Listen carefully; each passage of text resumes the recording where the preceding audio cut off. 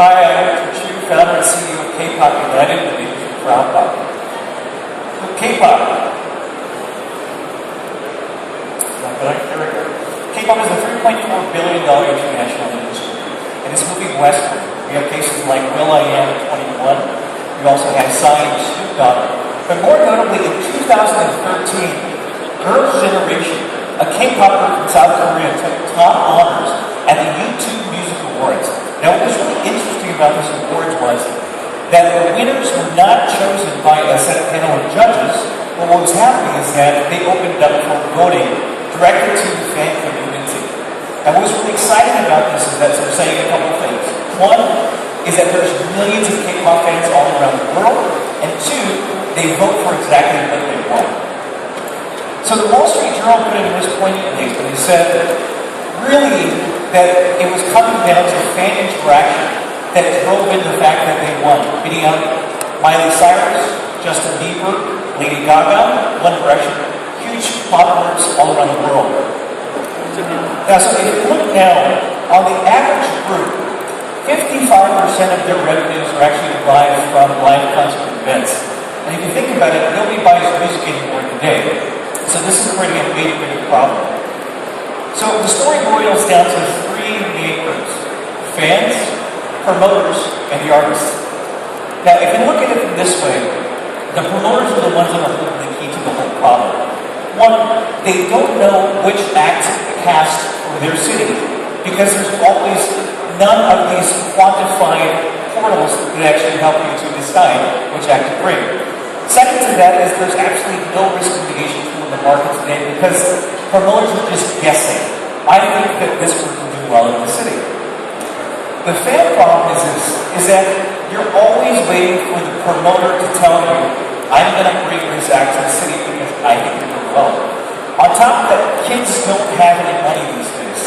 They already have enough of a high premium when it comes to the cost of ticketing because the promoters always have to build in the incentives premium. From the artist perspective,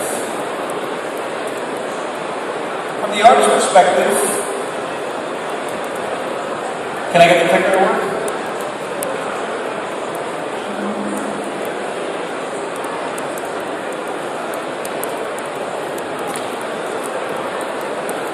This is not working. Oh.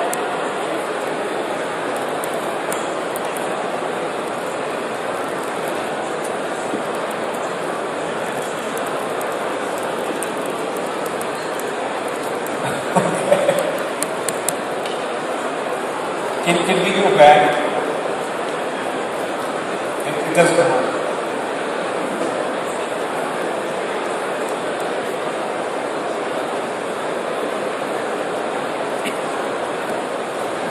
Technical difficulties. Thank you, everybody. Go back. Okay, stop. So ultimately, we've created a portal that says basically we be able to crowdsource and to identify exactly what group that you want to see in what city. You go next, please. So we have the answer. It's Krowdpop. I'll get to it really, really quickly. So what we do is we actually allow fans to vote directly onto our site by saying, you can have this act come to your city by telling the promoters exactly who you want. Now here's how it happens. Fans vote on the site, you crowdfund the show, after that it goes up to general admission. If for whatever reason the crowdfunding goal is not hit within the 24-hour period, they basically get a refund of 100% of their ticket price. So this gives us three unique opportunities for revenue. One is that we have a premium portal where the promoters can go under and say, okay, this is exactly what people are trending. Two is that we take 10% of the tickets on the face value, which is cheaper than industry standard. And last but not least is that we've generated content out of this.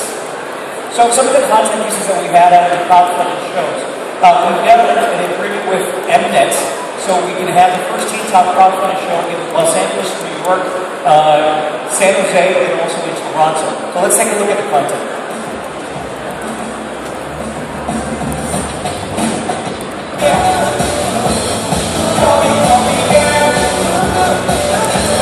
We generated $500,000 in revenue going all around the world. And what's been fantastic about this is because every person that you see here has bought a crowdfunded ticket for this show.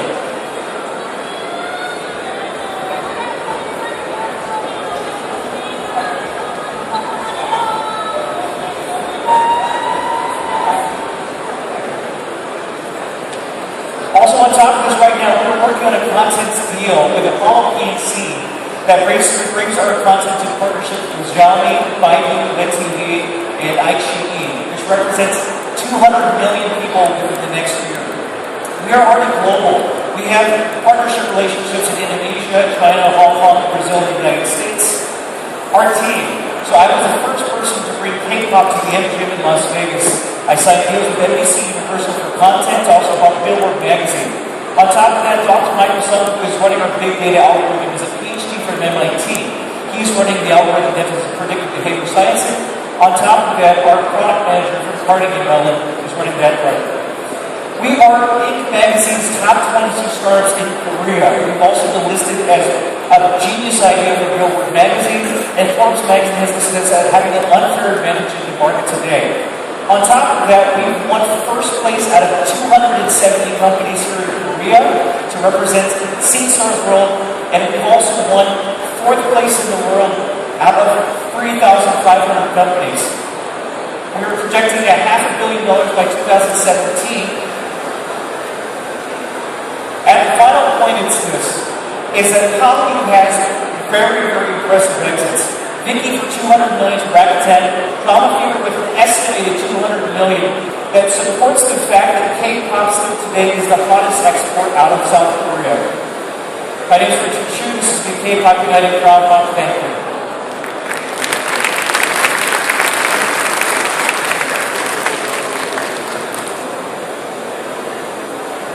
Great presentation, despite the technical difficulties.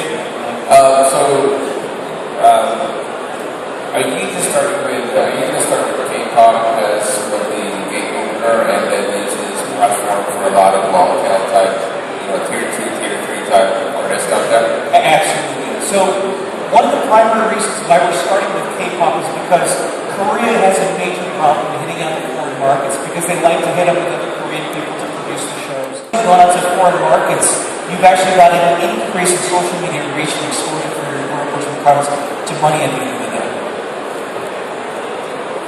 Question for you. So it sounds like when you're launching these campaigns, it's a perfect chance to do merchandise sales, even if the show doesn't happen. Are you launching it? There's a lot of ways for us to make money, just for the intent of this purchase to put it in 7 minutes. Absolutely. But so when it comes to merchandise, we do sell merch. It represents close to about $35,000 per tour. On top of that, this is a perfect platform to invest in the O2O play. So what we've done is we've actually worked together with the largest K-pop merchandise company in Korea today. And as we're taking our content and actually attacking the China market, we're bringing in authentic licensed goods into China when there's fakes all over the place. And how we do this is through the context. So it acts as a good Trojan horse for us to bring in a lot of different revenue streams. Are you going to do that before the show or after the show? We can do both. So what's great about the crowdfunding side is because the kids are voting on the site to say, hey, I want to see this ad. But what's also great about this is because we pre-sell the merchandise online. So we don't have an inventory problem like taking a whole bunch of excess crap and saying, God, I hope we can sell this stuff. It's, I know exactly how much the kids want. We'll bring a little excess to make sure we get something that comes in and makes it just an offset purchase, and then go from there. I might have missed it, but did you share traction numbers? Yes. You did share your I did. Yes. Could you just give a quick summary of it? Because I think we were skipping back and forth. Yeah, it's a little bit hard on that side. For traction numbers, so just case in point, that Teen-Top tour, which was just one group, which was considered kind of like a B-plus group in Korea, we made $500,000 in revenue, which is about profit margin about 30% of that. That was done in a month and a half. Typical concerts to be created takes 6 months. And the biggest reason why is because the promoters need the time to market the show. Because I need to eliminate my risk in being able to make this promotion that's out there. What's really great about Krowdpop is that we're completely flipping the paradigm shift on its head and saying, we have the consumers first. They are already bought, their break-even point is completely hit, there's absolutely risk no to anybody. In terms of the promoters, do they have to be the old school type promoters? Because my thought was if you were going to crowdfund in Denver, Columbus, Ohio, a lot of smaller cities for K-pop, for example, and you've uncovered the demand, can any local businessman assume that risk and basically host the show, or does it have to be a promoter? So just like Kickstarter went, and Indiegogo and all these other sites, what we want to do is we want to keep the platform pure. Meaning, so we have a lot of these agencies that are coming over from Korea now. The biggest thing is the execution, right? Same thing for startups. You can give a lot of money to people, but at the end of the day, you don't know how well you're going to do. So what we do is we've actually went around the world to the biggest markets for K-pop today in the expansion markets, Indonesia, China, and linked together with the biggest and the most professional production people. So our people have already done shows for Justin Bieber, who else? Swedish House Mafia, Afro-Beat, because we know that they're good. And after that, we can open it up so that indie shows, right?